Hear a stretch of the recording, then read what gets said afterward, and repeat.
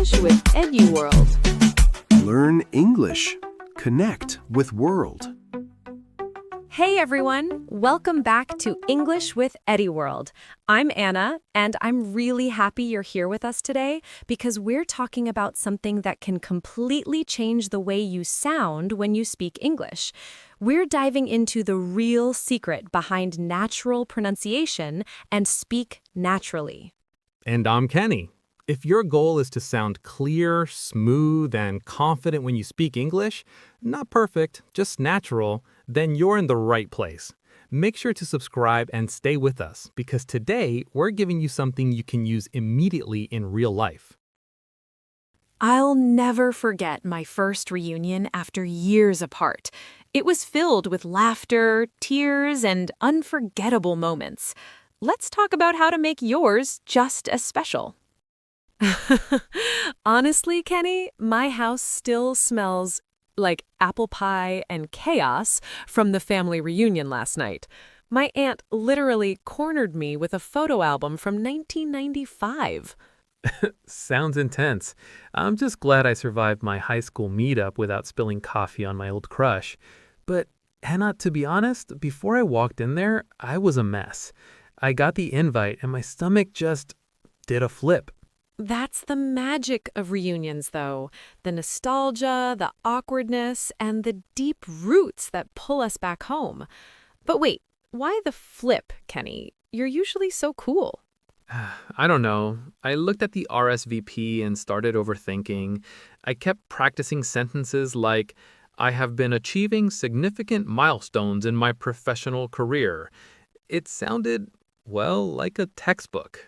I was terrified that if I didn't sound academic or successful, they'd think I failed. I felt so small. Kenny, significant milestones? That's not how we really speak in real life. You were trying to use a shield, not a voice. In everyday English, if you talk like a resume, you're actually pushing people away. Americans at a reunion don't want to hear your spoken English exam. They want conversational English. They want to feel who you are. I guess I was just ashamed. I didn't want to be the guy who lost his words after 10 years. It's that relatable pain, you know? Feeling like an imposter in your own life. I feel you. But here at English with EduWorld, we believe you need to stop translating facts and start talking like a real person. Because when you learn English, connect with the world, you realize that real-life English is about the heart, not the grammar. If you keep hiding behind those big, cold words, you'll miss the chance to actually come home. You're right. I was so caught up in the way I should talk that I forgot the way people actually talk. But if I don't use those smart words, Anna, what do I say when they ask me the big question? That's the secret, Kenny, and it's much simpler and scarier than you think. Before we reveal how to handle that big question, make sure to hit that subscribe button. Your support gives us the energy to keep creating these deep dives for you.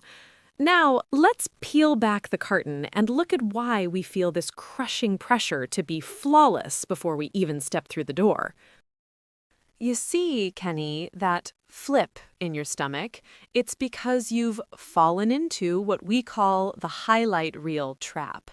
It's this unspoken American pressure to show up to a reunion looking like you've just won at life. That hits the nail on the head, Anna. When I was standing by the food table at the potluck, I felt like I had to perform. I actually rehearsed saying, I have been striving to optimize my career prospects. It sounded so cold, so robotic. I was terrified that if I admitted things were tough, I'd be the loser of the group. Optimize my career prospects? Oh, Kenny, that's exactly what I mean. That's textbook English, not how we really speak in real life. When you talk like a LinkedIn profile, you aren't connecting, you're protecting yourself. In everyday English, we value the struggle just as much as the success. But isn't it better to sound professional? Not at a reunion. If you want to talk like a real person, you have to let the facade crack a little. Instead of those stiff sentences, an American would just say, "Honestly, I've been grinding lately, just trying to keep my head above water." It's raw. It's the way it flows naturally. And the irony is, that's what actually makes people want to talk to you. Keep my head above water. It sounds so much more human. I guess I've been so focused on putting on a brave face that I forgot reunions are supposed to be about real life English, the messy, honest kind. Exactly. Life is a roller coaster, Kenny. When you try to pretend it's a straight line up, you end up standing alone. People don't bond over perfection, they bond over the shared chaos of American English life. You have to let it come out the way it comes out naturally. I'm tired of the mask, Anna. I want to learn how to speak from the heart, not the dictionary. But how do we stop comparing our behind the scenes to everyone else's front of house? Kenny, have you ever noticed that the moment you walk into a reunion, you start scanning the room? You aren't looking for friends, you're looking for competitors. You're checking their shoes, their watches, even the way they hold their wine glass. Every single time. It's like there's this comparison thief in my brain. I see an old classmate who seems to have it all, and suddenly my own life feels insufficient. I start thinking, their English is so seamless, and I'm still over here struggling to find the right preposition. It's exhausting, Anna. That's the identity gap. You're comparing your messy behind the scenes to their polished front of house. But here's the secret of American English. Most of the people who look flawless are just as terrified as you are. They are also putting on a front. When you realize that, the glass wall starts to crack. So, if I'm busy comparing, I'm not actually connecting. I'm just a spectator in a room full of darks. I want to break out of this cycle. I want to be present instead of just competitive. Precisely. And to everyone listening right now, does this sound like you? Have you ever felt like you were less than because your English wasn't as fancy as the person next to you? If you've ever felt that comparison thief stealing your joy, I want you to stop right now. Yeah, don't let it win. If you're ready to stop comparing and start speaking from feeling, drop a comment below with the word reunion. It's time we all stop pretending and start being real. We're building a community of bridge builders here at English with EduWorld. We don't care about your perfect grammar. We care about your real-life English heart. Hit that subscribe button if you're ready to find your true voice. Now that we've called out the thief, we need a solid ground to stand on. Kenny, I want you to stop for a second. Close your eyes. I want to give you an anchor. Something to hold on to when the room feels too loud and your English feels too small. Repeat this after me. Roots run deeper than branches. Roots run deeper than branches. I like the sound of that. But what does it actually mean when I'm standing in a circle of people I haven't seen in 10 years? It means that your branches, your job title, your house, your fancy vocabulary, they're just the parts people see.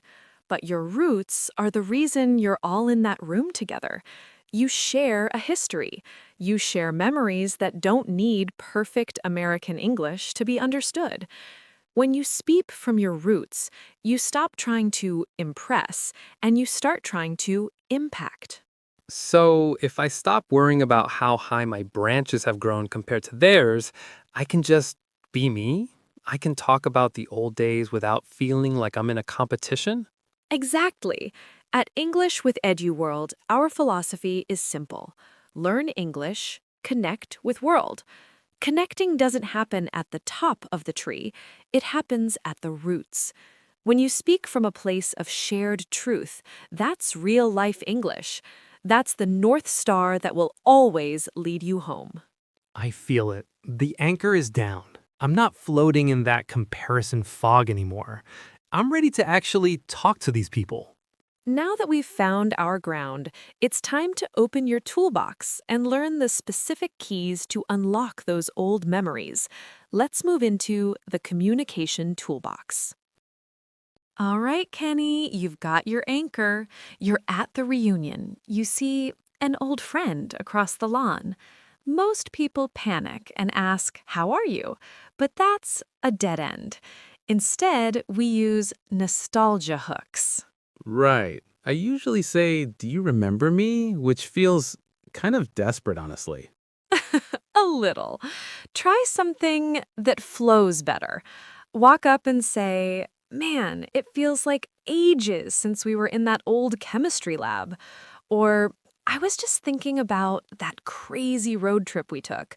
Does that bring back memories or what? Does that bring back memories? That's so much smoother. It's an invitation to talk, not an interrogation. Exactly. You're using real life English to open a door. You're inviting them to step back into the past with you. It takes the pressure off the now and puts the focus on the then. Now, eventually, they are going to ask, "So, what have you been up to for the last 10 years?" This is where the highlight reel pressure hits. Yeah, this is the scary part. I usually want to list all my certificates and job titles. Don't do it. Use the sandwich method. Give one small win, one human struggle, and then throw the ball back to them. Something like, "Life's been a whirlwind lately, but I'm finally finding my groove in the tech world. It's been a roller coaster, honestly. How about you? Are you still living in the city?" Finding my groove. I love that. It sounds like I'm successful, but still human. It's not a report, it's a conversational English moment. Precisely. You're speaking from feeling. You aren't optimizing your career, you're just finding your groove. That's the way people actually talk. Finally, let's talk about the potluck. In America, a reunion is usually a team effort. If you're at a backyard BBQ, you don't just sit there, you pitch in. Pitch in? Like throwing a baseball? No, it means to help out. You ask the host, "Hey, can I pitch in with the grill?" Or, "Do you need a hand with the drinks?" It shows you're part of the tribe. And when someone brings a dish, you don't just eat it. You say, "This is a total blast. Thanks for bringing this." A total blast and pitch in. These are the idioms that make me sound like I actually live here, not like I'm just visiting from a textbook. You got it. And if you've been out of touch, don't make it awkward. Just say, "I know we lost touch for a bit, but it's so good to pick up where we left off." That phrase, "pick up where we left off," is the ultimate reset button for friendships. Pick up where we left off. I feel like I could walk into any backyard in America right now and feel like I belong. That's the power of the communication toolbox, Kenny. You aren't just speaking English, you're navigating a culture with real life English grace. I'm not just a guest anymore, Anna. I'm a participant.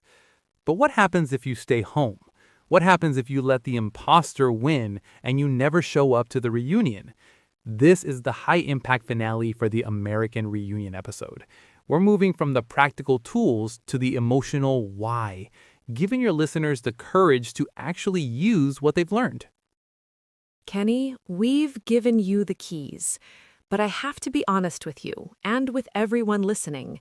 There is a tax for staying in your safe zone, and it's called the social nomad tax. A social nomad. That sounds like someone who has no home. Exactly. If you let your anxiety about American English stop you from going to that reunion, you aren't just missing a party, you're cutting your own roots. When you choose to be invisible because you're afraid of making a mistake, you become a ghost in your own history. You end up with a life full of now, but no before. Wow, I never thought of it that way. I thought I was just avoiding stress, but I'm actually losing my story. If I don't show up, eventually people stop asking. Precisely. If you don't use the real-life English we talked about today, you'll stay a spectator in every room. You'll watch other people build deep, lifelong support networks while you stay on the outside looking in. The cost of waiting for perfect English is a life of missed connections. So, Kenny, are you ready to sign the deal? No more hiding behind the dictionary. I'm ready, Anna. I don't want to be a social nomad. What's the first step? We call this the Digital Reunion Challenge. For the next 30 days, I want you to pick one person you haven't spoken to in over 2 years. An old classmate, a former colleague, anyone. Send them a message using a nostalgia hook. Say, hey, I was just thinking about that time and I wanted to see how life is treating you. Just one person. I can do that. I'm going to use that pick up where we left off phrase. It feels powerful. It is. And for everyone watching, I want you to join us. Sign your contract by commenting, I am staying connected right now. Your community is your strength. Let's prove that English with EduWorld listeners are the ones who actually build bridges. Hit that subscribe button to stay in the loop with our tribe. Kenny, think of a reunion like a campfire in the middle of a dark forest. We all wander off into our own lives, our own careers, our own struggles, but we come back to the fire to get warm. And it doesn't matter if you arrived in a fancy car or on foot, as long as you make it to the fire. Exactly. Your language is just the wood for that fire. It doesn't have to be perfect wood. It just has to burn bright with your truth. When you learn English, connect with world, you realize that home isn't a place, it's the people who remember who you were before the world told you who to be. I'm going to that reunion, Anna, and I'm going to pitch in. I'm going to find my groove, and I'm going to be me. That's my guy. To everyone out there, the fire is waiting. Go find your roots. This is Anna and Kenny. See you next time. Take care and keep speaking. Bye-bye. Goodbye.